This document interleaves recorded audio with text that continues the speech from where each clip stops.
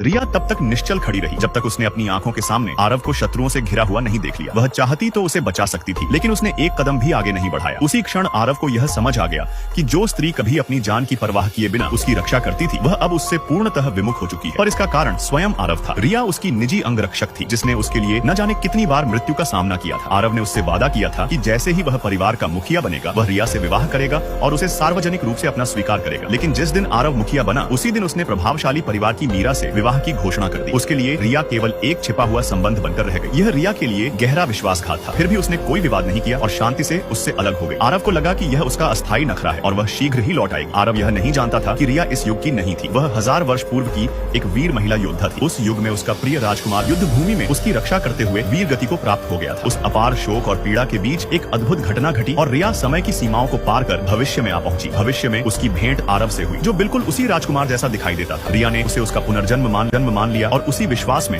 उसने स्वयं को पूरी तरह उसे समर्पित कर दिया। वह उसके लिए ढाल बनी, उसकी तलवार बनी और हर संकट में उसके आगे खड़ी रही। लेकिन जब आरव सफलता के शिखर पर पहुंचा तो उसने रिया को पीछे धकेल दिया। उसके लिए रिया का त्याग करना आसान था। यह रिया के लिए अंतिम आघात सिद्ध हुआ। तभी उसने अपने मूल युग में लौटने का निश्चय कर लिया। अगले दिन रिया एक नीलामी में पहुंची, जहाँ एक दुर्लभ जेड का लॉकेट रखा गया था। वही लॉकेट उसे समय के द्वार खोलने में सहायता कर सकता था। वहाँ मीरा भी उपस्थित थी और उसने जानबूझकर लॉकेट के लिए रिया से प्रतिस्पर्धा की। रिया ने ऊंची बोली लगाकर लॉकेट अपने नाम कर लिया, पर तभी आरव वहाँ आ पहुंचा। उसने रिया के सभी भुगतान साधन बंद करवा दिए और मीरा की इच्छा पूरी करने के लिए लॉकेट उसे सौंप दिया। बाद में उसने रिया से कहा कि वह भविष्य में उसकी भरपाई कर देगा। रिया ने मीरा से विनती की कि वह लॉकेट उसे दे दे। तब मीरा ने एक खतरनाक शर्त रखी। उसे एक भूमिगत मुक्केबाजी मुकाबला जीतना होगा। वह स्थान मृत्यु का खेल था। आरव ने रिया को रोकने की कोशिश की, लेकिन रिया ने शर्त स्वीकार कर ली। मीरा ने छल किया। उसने लॉकेट को तोड़कर फिर जोड़ दिया और मुकाबले में रिया के सामने घातक योद्धा खड़े करवा दिए। वह चाहती थी कि रिया जीवित न बचे, पर रिया की युद्ध कला असाधारण थी। गंभीर रूप से घायल होने के बावजूद वह विजयी हुई। जब रिया ने लॉकेट लिया तो उसे पता चला कि वह क्षतिग्रस्त किया जा चुका है। वह मीरा से प्रश्न करना चाहती थी, पर मीरा आरव की आड़ में छिप गई। आरव ने बिना सत्य जाने रिया को दोषी ठहरा दिया। उस क्षण रिया ने सब कुछ समझाना छोड़ दिया और वहाँ से चली गई। बाद में रिया ने सुना कि अगले दिन 7 सितारों का दुर्लभ संयोग होने वाला है। यह समय और लॉकेट उसे उसके युग में लौटा सकते थे, पर उसी रात उसका अपहरण कर लिया गया। जब आरव घटना स्थल पर पहुंचा तो उसने रिया और मीरा दोनों को बंधा हुआ देखा। अपहरणकर्ता ने शर्त रखी कि आधी संपत्ति देकर केवल एक स्त्री को बचाया जा सकता है। आरव ने बिना किसी संकोच के मीरा को चुन लिया। उस क्षण रिया का हृदय पूरी तरह टूट गया। मीरा के सुरक्षित होने के बाद आरव ने आदेश दिया कि रिया अपने बंधन तोड़कर सभी अपहरणकर्ताओं को पराजित कर दे। रिया ने रस्सियां तोड़ दी, पर आरव के लिए नहीं, क्योंकि उसी क्षण 7 सितारों का संयोग प्रारंभ हो चुका था। और तभी आरव को अपने पूर्व जन्म की स्मृतियां लौट आई, उनका प्रेम, उनका बलिदान और उनका साझा अतीत। लेकिन तब तक सब कुछ बहुत देर हो चुका था।